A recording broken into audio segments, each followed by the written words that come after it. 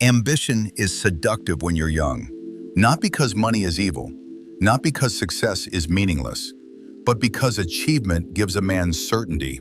A bigger title makes you feel important. A larger paycheck makes you feel secure. A corner office makes you feel like your sacrifices meant something. I understand that mindset well. For years, I believed the men at the top had figured life out. Then corporate life gave me a closer look. And honestly, what I saw changed the way I think about success completely. I started noticing how many highly successful men looked permanently tense. Even in quiet moments, their minds never seemed to stop moving. Always checking emails, always anticipating problems, always carrying invisible pressure home with them. That's when I began questioning something most men never stop to examine. What if the version of success we're chasing comes with a hidden cost nobody talks about? At Prime Over 40, that's the conversation we're really interested in. Not whether ambition is good or bad, but whether the life you're building is actually making you stronger or simply more exhausted. Here are 3 lies about the corner office. Lies I personally had to unlearn over time. Lie number 1, success automatically creates peace. This illusion traps a lot of intelligent men, because from the outside, high achievement looks like freedom. But many men discover the opposite after they arrive there. I remember sitting across from a senior executive during a client dinner years ago.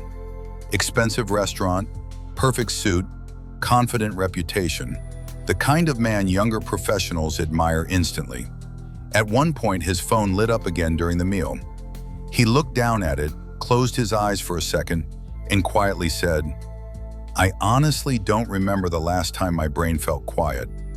That sentence stayed with me, because nobody in the room would have described him as unsuccessful. But internally, he looked exhausted in a way sleep probably couldn't fix. That's the part modern culture rarely discusses.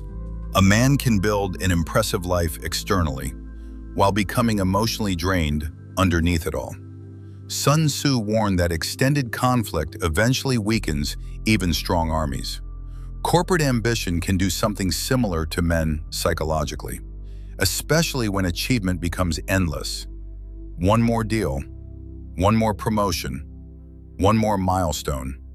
And eventually, many men wake up realizing they've spent years chasing relief instead of living.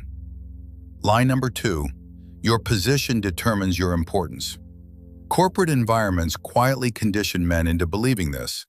The higher your rank, the more valuable you are. And over time, many men stop separating who they are from what they do professionally. I've seen this happen more times than I can count. A man spends 20 years becoming indispensable at work.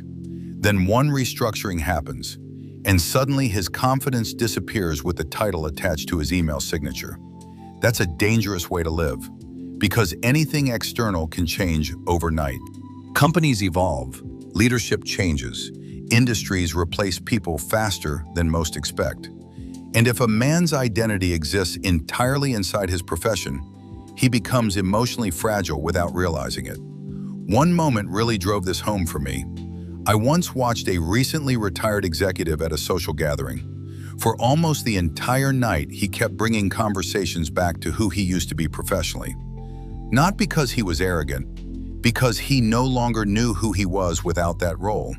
That hit me hard, because a title can give a man status, but it cannot give him inner stability.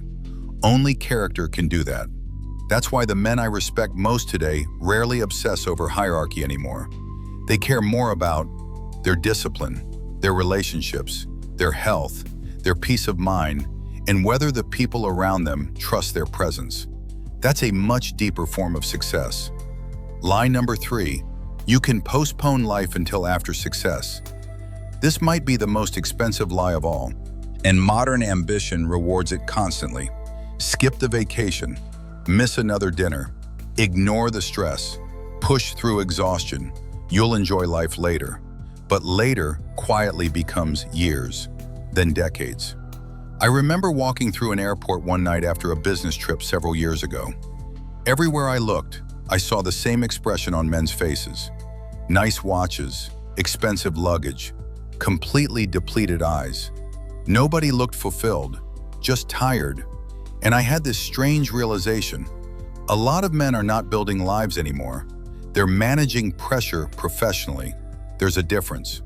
Because eventually, constant achievement without emotional presence creates emptiness. Your family feels it, your body feels it, your mind feels it, even if your LinkedIn profile looks impressive. That's why Stoicism becomes so valuable later in life. It forces a man to stop performing success and start examining reality honestly. What kind of life are you actually creating? What are you sacrificing to maintain the image? And perhaps most importantly, if you reach the top, who will you have become by the time you get there? At Prime Over 40, we don't believe ambition is the problem. Unconscious ambition is. The kind that keeps men running long after they've forgotten why they started. Because real success after 40 should not feel like permanent tension. It should feel like alignment.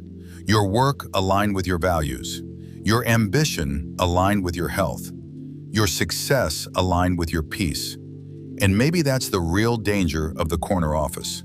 Not that it exists, but that too many men pursue it automatically, without ever questioning whether the life attached to it is actually worth living.